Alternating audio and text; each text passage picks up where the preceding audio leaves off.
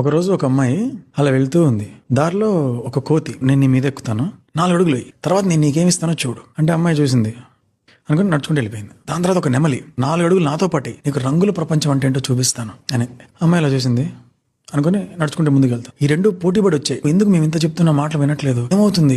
అమ్మాయి ఏం చెప్పింది తెలుసా? నాకు అదంతా కాదు, నేను ఒక స్టూడెంట్ ని, చదువుకొని మంచి నాలెడ్జ్ గెయిన్ చేసి దాంతో కొన్నాళ్ళు పని చేసి తర్వాత ఒక బిజినెస్ పెట్టి మా అమ్మా నాన్న వాళ్ళని బాగా చూసుకోవాలి, అది నా కర్తవ్యం, నేను అది చేసుకుంటా అని చెప్పి వెళ్ళిపోయింది. ఈ కథ లాంచు. ఇప్పుడు నీకు ఒక విషయం చెప్పబోతున్నా. మనకు ఒక గోల్ ఉంటుంది కదా, అసలు గోల్ ఎందుకు పెట్టుకోవాలి తెలుసా? ఆ గోల్ ని అచీవ్ చేయాలి, లైఫ్ లో ముందుకు వెళ్ళాలి అని ఒక గోల్ పెట్టుకుంటాం. కానీ దాని వెనక ఇంకొక ఇంపార్టెంట్ విషయం ఒకటి జరుగుతుంది. అసలు నీ గోలే లేదనుకో, నిద్ర లేస్తావు, ఏం పని చేయాలి? ఫ్రెండ్ ఫోన్ చేస్తాడు, అరే మా అక్క పెళ్లి రా, పక్కన ఊర్లో వెళ్దాం పదరా. ఇంకోటి ఫోన్ చేస్తాడు, అరే సాయంకాలం మంది వేద్దాం రా, వేద్దాం. ఒకటి ఇది నేను చెయ్యాలి, ఈ డేస్ లో ఇన్ని ఫినిష్ చేయాలి, ఇది నేను నేర్చుకోవాలి, ఇది సాధించాలని ఒకటి పెట్టుకోలేదు. అలా పెట్టుకున్నప్పుడు ఏం చెప్తావంటే, అరే రారా అంటే, లేదరా ఈరోజు ఈవినింగ్ ఈ పని ఉంది, నేను రాను, నువ్వు వెళ్ళు. మొత్తం ఆక్యుపై అవుతావు. అసలు గోల్ పెట్టుకునేది ఎందుకు అంటే నువ్వు ఒక దిశగా వెళ్ళడానికి. అది సాధిస్తావా సాధించవా తర్వాత సంగతి. A person who is not committed to anything can be distracted by everything. ఇంతకుముందు ఆ అమ్మాయి ఇంకా వేరే ఏ డిస్ట్రాక్షన్స్ కి తను డిస్ట్రాక్ట్ అవ్వలేదు. మనం కూడా అంతే, ఒక పని పెట్టుకున్నాం అనుకో, ఆ పని మీదే ఫోకస్ ఉంటుంది. మిగతా వచ్చి అరే మామ 5,000 బెటరా, 1,00,000 వస్తుందంట అంటే పని ఉంది నాకు, అది కాదు. ఒకవేళ నీకు గోల్ లేకపోతే అన్నిటికీ డిస్ట్రాక్ట్ అవుతావు, చివరికి ఎటు పోలేవు. నువ్వు ఇలా జరిగిపోయిందని తేరుకునేలోగా సగం జీవితం అయిపోయి ఉంటుంది. ఏది చెయ్యాలి